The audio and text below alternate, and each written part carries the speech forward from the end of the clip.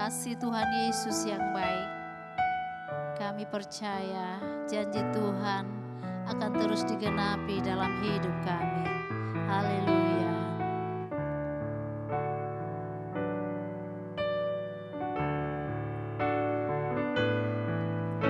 Ketika ku hadapi kehidupan ini, jalan mana yang harus ku pilih? Ku tahu ku tak mampu, ku tahu ku tak sanggup.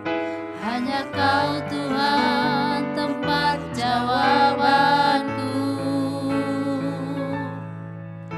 Aku pun tahu ku tak pernah sendiri, sebab Engkau Allah yang menggendongku. Tangan-Mu membelaiku, cinta-Mu memuaskanku. Kau mengangkatku ke tempat yang tinggi. Janji-Mu seperti fajar pagi hari, yang tiada pernah terlambat bersinar. Cinta-Mu seperti sungai yang mengalir, dan ku tahu betapa dalam kasih-Mu.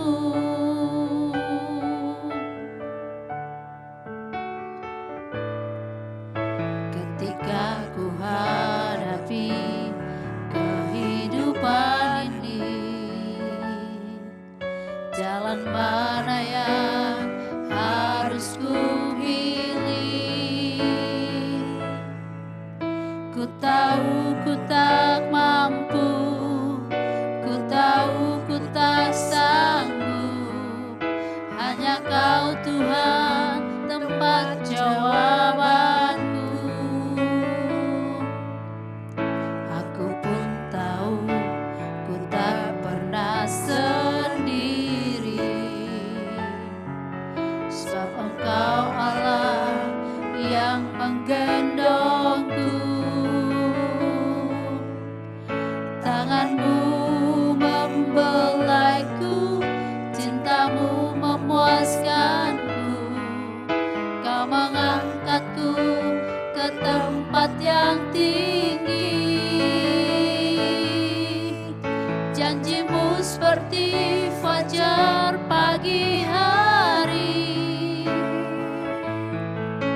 yang tiada pernah terlambat bersinar.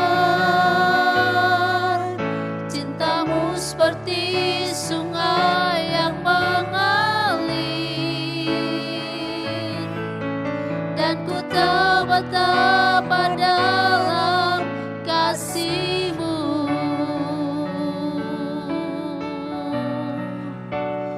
Haleluya. Oh Yesus, haleluya. Haleluya. Haleluya. Terpuji nama-Mu Tuhan. Haleluya. Haleluya. Kami percaya janji-Mu Tuhan. Kami percaya janji-Mu. Haleluya. Kami percaya kuasa-Mu pasti dinyatakan, pasti dinyatakan, pasti dinyatakan bagi kami. Haleluya. Terpuji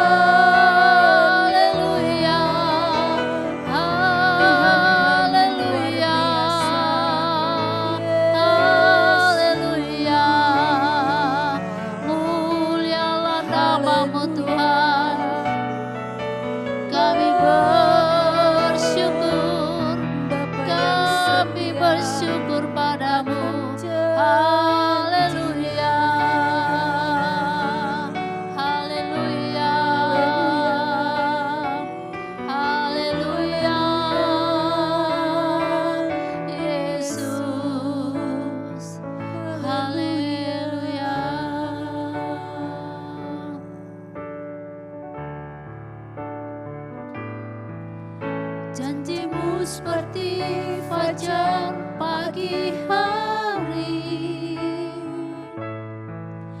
yang tiada pernah terlambat bersinar. Cintamu seperti sungai yang mengalir, dan ku tahu betapa dalam kasih-Mu, dan ku tahu betapa dalam kasih-Mu, dan ku tahu betapa dalam kasih-Mu.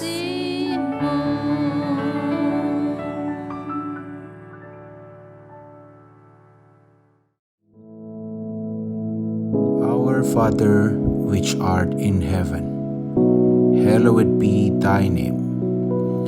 Thy kingdom come, thy will be done in earth as it is in heaven. Give us this day our daily bread, and forgive us our debts, as we forgive our debtors. And lead us not into temptation, but deliver us from evil. For thine is the kingdom, and the power, and the glory, forever. Amen.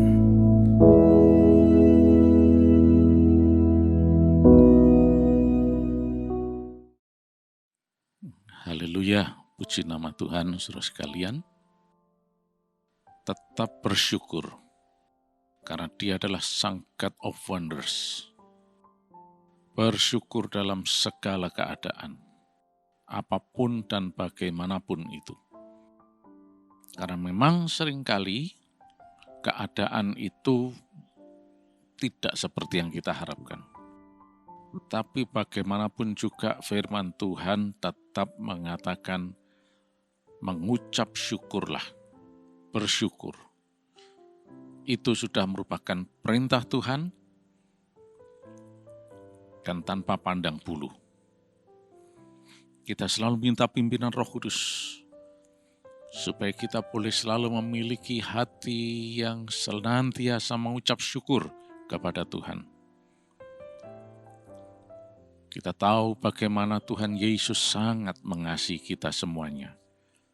Oleh karena itu, terus hidup dalam pengucapan syukur. Nah, saat ini kita akan melihat contoh bagaimanakah kehidupan orang yang tidak tahu bersyukur. Sekalipun orang ini adalah orang yang tahu firman dan pelayan Tuhan juga, ya. Untuk itu mari saya ajak saudara membuka di dalam 1 Samuel pasal yang kedua. Nah, kita baca mulai ayat yang ke-11. Akan tetapi kita tidak baca ayat 11-nya, kita langsung lompat ayat yang ke-12. Kita lihat judulnya saja dalam perikop ini. Yang menyatakan di sana kejahatan anak-anak Eli. Loh, kok bisa anak-anak Eli ini jahat? Nah, ceritanya begini. Imam Eli itu adalah imam yang menjadi pimpinan seluruh orang Israel pada saat itu, sebelum masuk ke zaman monarki atau zaman kerajaan. Jadi waktu itu belum ada raja. Dan betul-betul ini adalah murni teokrasi, Allah sendiri yang menjadi rajanya. Dan diwakili oleh imam, yaitu yang mengantarai antara Allah dan manusia. Dan pada saat itu yang menjadi imam adalah Eli. Nah, otomatis anak-anaknya juga adalah keturunan imam dan adalah imam juga. Nah, nanti kalau saudara baca di dalam pasal ayat yang ke-34, dikatakan kedua anak Eli itu adalah Hofni dan Finehas namanya. Dan mereka ini juga imam-imam yang bertugas melayani di kemah suci atau di tabernakel yang pada waktu itu masih terletak di Silo. Dan ini adalah data terakhir mengenai kemah suci sejak dari awal dibuat pada zamannya si Musa sebelum mereka masuk tanah Kanaan. Dan kemudian mereka mulai masuk tanah Kanaan dan masing-masing suku mulai menempati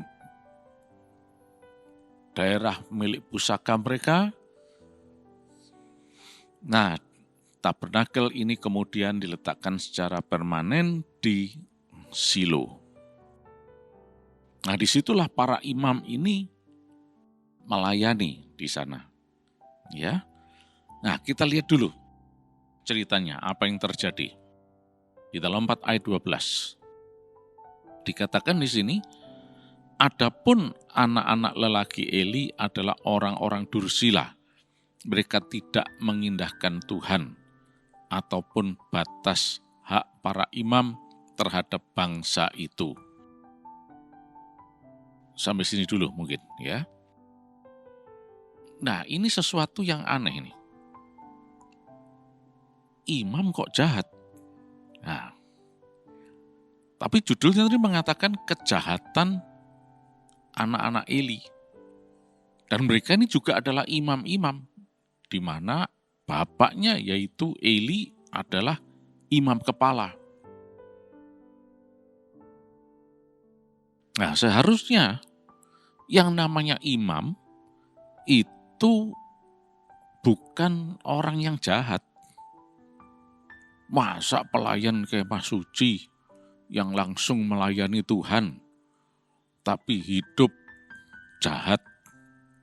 Bahkan dikatakan di sini adalah orang-orang dursila. Ya. Nah, mengapa demikian?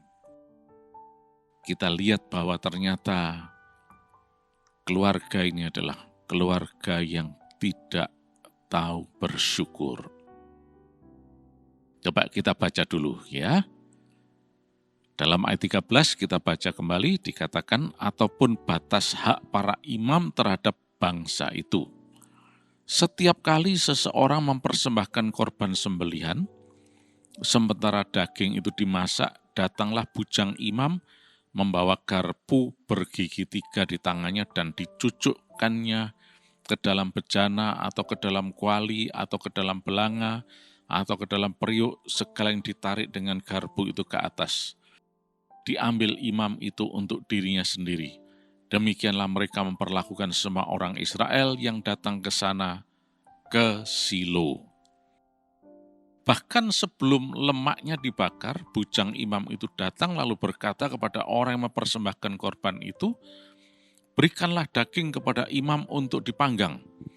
Sebab ia tidak mau menerima daripadamu daging yang dimasak, hanya yang mentah saja. Apabila orang itu menjawabnya, bukankah lemak itu harus dibakar dahulu, kemudian barulah ambil bagimu sesuka hatimu?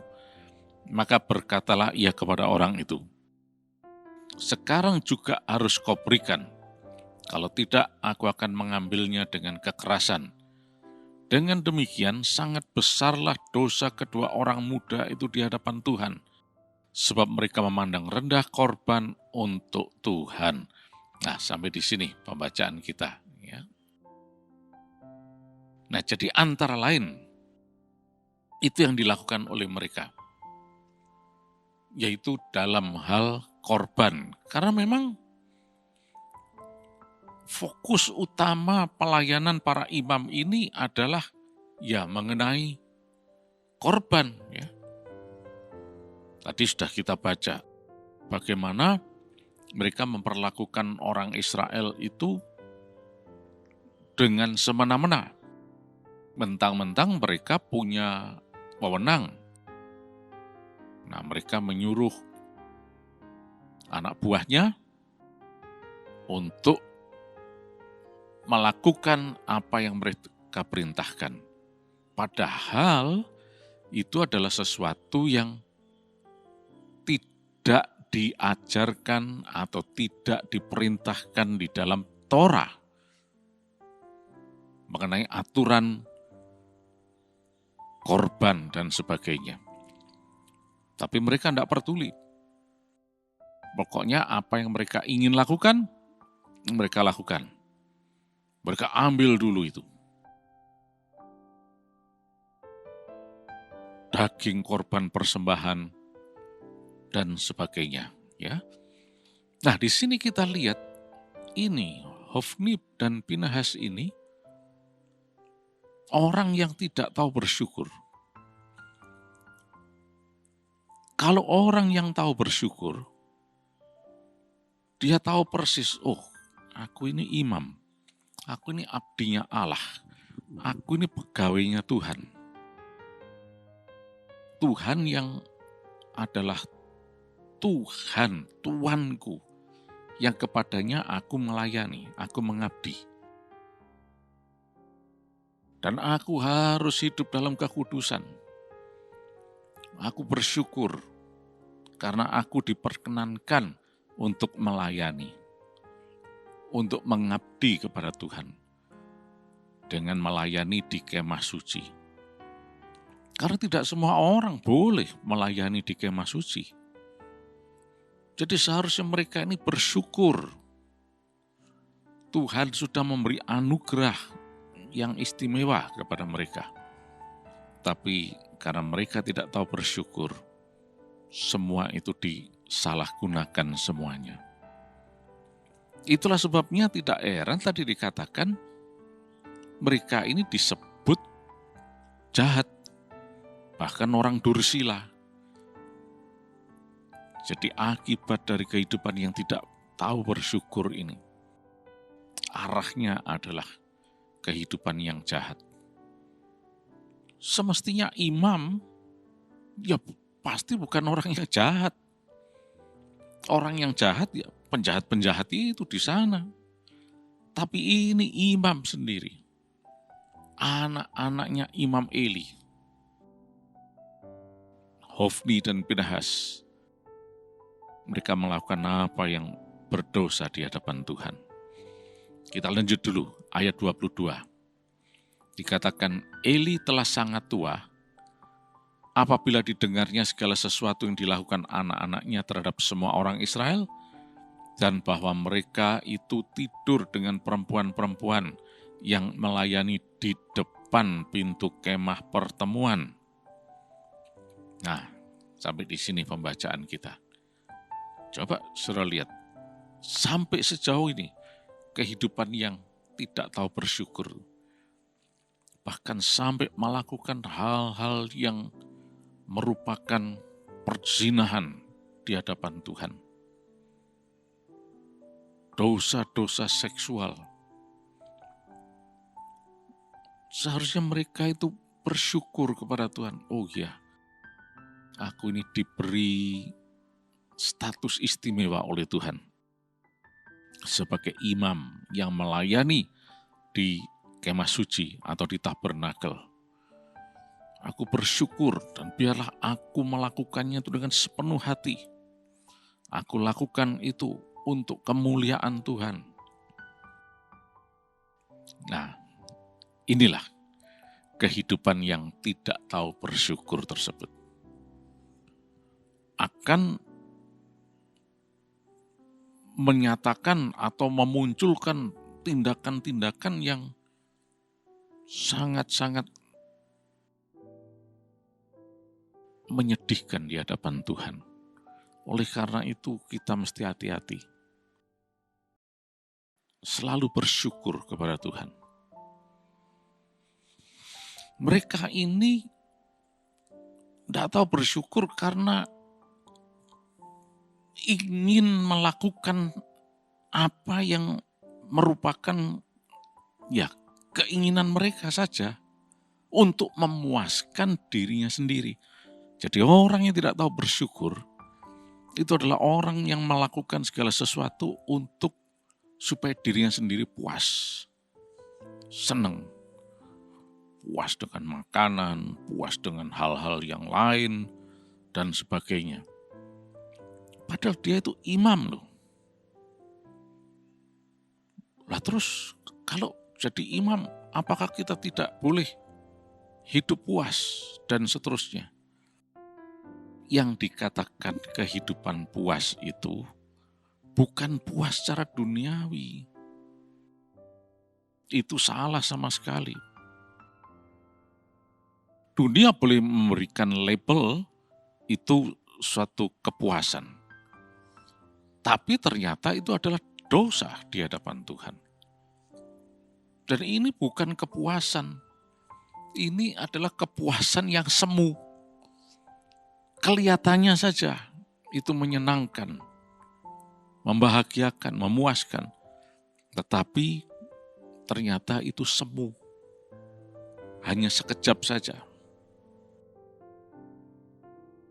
Oleh karena itu orang yang tahu bersyukur, dia tahu bagaimana hidup menyenangkan Tuhan, dan di dalam kehidupan yang menyenangkan Tuhan itu, dia akan mendapatkan segala kepuasan di dalam Yesus. Dan inilah kepuasan yang sejati. Mungkin ada orang yang suka minum-minuman yang memabukkan, minuman keras dan sebagainya. Seolah-olah puas. Waduh. Ya. Tapi ternyata itu sesuatu yang semu. Setelah itu ya hilang. Malah itu merusak organ-organ tubuh. Dan akibat yang serius, akibat dari kehidupan bermabuk-mabukan seperti itu. Itu bukan kepuasan. Kepuasan yang sejati hanya ada dalam Yesus. Nah, bagaimana supaya bisa memperoleh kepuasan yang sejati itu? Hidup di dalam pengucapan syukur. Bukan hidup hanya untuk mengikuti keinginannya sendiri. Hawa nafsunya ini diumbar begitu. Ya. Minta pimpinan Roh Kudus. Sehingga kita bisa memuliakan Dia. Ketika kita memuliakan Yesus, maka akan terjadi sukacita, kebahagiaan, bahkan kepuasan yang sejati di dalam Yesus. Nah, kembali kepada Hofni dan Pinehas ini. Apakah ayahnya berdiam diri saja dalam hal ini? Ya, coba kita lihat lanjut ya. Ayat 23 mengatakan, ini Eli yang berkata, berkatalah ia kepada mereka, mengapa kamu melakukan hal yang begitu sehingga ku dengar dari segenap bangsa ini tentang perbuatan-perbuatanmu yang jahat itu? Janganlah begitu anak-anakku. Bukan kabar baik yang ku dengar itu, bahwa kamu menyebabkan umat Tuhan melakukan pelanggaran. Dan seterusnya, saudara bisa baca selanjutnya nanti. Eli tidak bisa berbuat apa-apa. Ya cuma ngomong begini aja. Harusnya dia memberi suatu tindakan yang tegas. Ya. Nah itulah sebabnya kalau kita baca dalam ayat yang ke-30 ya. Dikatakan di sana, sebab itu demikianlah firman Tuhan Allah Israel. Sesungguhnya aku telah berjanji, keluargamu dan kaummu akan hidup di hadapanku selamanya. Tapi sekarang demikianlah firman Tuhan, jauhlah hal itu daripadaku, sebab siapa yang menghormati aku akan kuhormati, tapi siapa yang menghina aku akan dipandang rendah. Nah, dan seterusnya. Jadi Eli tidak mengambil tindakan yang selayaknya terhadap pelanggaran-pelanggaran kejahatan dari anak-anaknya tersebut, yakni Hofni dan Pinehas. Dia cuma ngomong saja, tapi nggak digubris oleh mereka. Dan akhirnya kita lihat keluarga ini dimusnahkan oleh Tuhan. Sayang sekali. Akibat tidak hidup di dalam pengucapan syukur. Oleh karena itu, saudara sekalian, mari saat ini selalu mengucap syukur kepada Tuhan. Bersyukur yang pertama tadi, karena Tuhan memberikan anugerah yang istimewa kepada kita. Masing-masing saudara mempunyai anugerah yang belum tentu sama satu dengan yang lain. Tapi itu adalah anugerah yang Tuhan berikan. Oleh karena itu bersyukur. Dan yang kedua, kalau kita tahu bersyukur, maka kehidupan kita adalah kehidupan yang bukan mencari kesenangan diri sendiri, kepuasan diri sendiri, kebahagiaan diri sendiri, tapi sesuatu yang menyenangkan Tuhan, membahagiakan Tuhan, memuaskan Tuhan. Nah, itulah kepuasan, kebahagiaan yang sejati. Kita minta Roh Kudus untuk selalu menuntun kita agar selalu hidup di dalam pengucapan syukur. Tuhan Yesus memberkati. Terima kasih Tuhan. Kami bersyukur kepadamu atas anugerah yang Kau berikan. Dan sepanjang hari ini kami sehat, kami diberkati berkelimpahan. Dan kuasa darah Yesus akan menjadi tanda perlindungan dalam kehidupan kami, dalam keluarga kami. Dan sepanjang hari berkat-Mu Tuhan akan dilimpahkan keberhasilan, sukacita, damai sejahtera. Di dalam nama Tuhan Yesus Kristus. Haleluya. Amin.